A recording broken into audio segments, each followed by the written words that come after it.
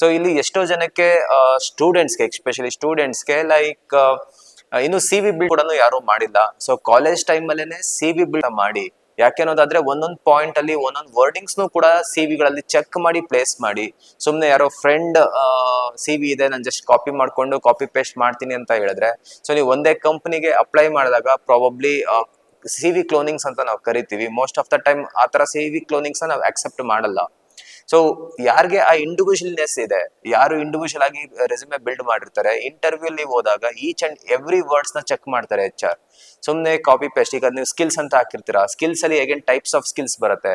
Okay, technical skills ಬರುತ್ತೆ, non technical skills ಬರುತ್ತೆ. Okay, so ಇದನ್ನ ನೀವು ಡಿಫ್ರೆನ್ಶಿಯೇಟ್ ಮಾಡಿ ಪ್ಲೇಸ್ ಮಾಡಬೇಕು. ಹಾಬೀಸ್ನು ಟೆಕ್ನಿಕಲ್ ಸ್ಕಿಲ್ಸ್ನು ಒಂದಕ್ಕೆ ಅಡಾಪ್ಟ್ ಮಾಡ್ಬಿಡ್ತೀರಾ, but actually this are wrong.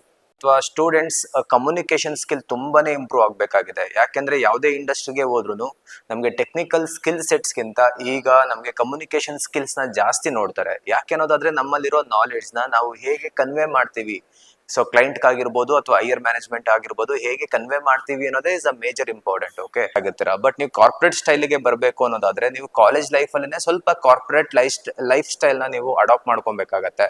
So corporate ಅಲ್ಲಿ ಪೀಪಲ್ ಹೇಗ್ ಮಾತಾಡ್ತಾರೆ, ಹೇಗಿರ್ತಾರೆ, ಅವ್ರ ಡ್ರೆಸ್ಸಿಂಗ್ ಸೆನ್ಸ್ ಏನು, ವೇ ಆಫ್ ಕಮ್ಯುನಿಕೇಶನ್ ಹೇಗೆ, ಸೊ ಇನ್ನೊಬ್ರನ್ನ ಇಂಟ್ರಾಕ್ಟ್ ಮಾಡ್ಬೇಕಾದ್ರೆ ಯಾವ ರೀತಿ ಇಂಟ್ರಾಕ್ಷನ್ಸ್ ನಾವು ಸ್ಟಾರ್ಟ್ ಮಾಡ್ಬೇಕು, ಇದೆಲ್ಲ ಕೂಡ ತುಂಬಾನೇ ಇಂಪಾರ್ಟೆಂಟ್ ಆಗತ್ತೆ. ಸೊ ಇದು ಗೊತ್ತಿಲ್ಲದೆ ನೀವು ಸಡನ್ ಆಗಿ ಕಾರ್ಪೊರೇಟ್ ವರ್ಡ್ಗೆ ಹೋದಾಗ ಏನಾಗುತ್ತೆ ಅನ್ನೋದಾದ್ರೆ ಒಂದು 3 months to 6 months ಟೈಮ್ ಬೇಕಾಗುತ್ತೆ ಅಡ್ಜಸ್ಟ್ ಆಗೋದಕ್ಕೆ. ಮತ್ತೆ ಕಮ್ಯುನಿಕೇಶನ್ ಅಲ್ಲಿ ನೀವು ಯಾವುದೇ ಕಂಪನಿಗೆ ಹೋದ್ರು ಕಮ್ಯುನಿಕೇಶನ್ ಇಸ್ ಅ ಮೇಜರ್. ನೀವು ಅಲ್ಲೇನಾದ್ರೂ ಸ್ವಲ್ಪ ತಡವರ್ಸಿದ್ರೆ ಸೊ ಪ್ರಾಬ್ಲಿ ನಿಮ್ಗೆ ಆಫರ್ ಕಳ್ಕೊಳ್ಳುವಂತ ಚಾನ್ಸಸ್ ಜಾಸ್ತಿ ಇರುತ್ತೆ.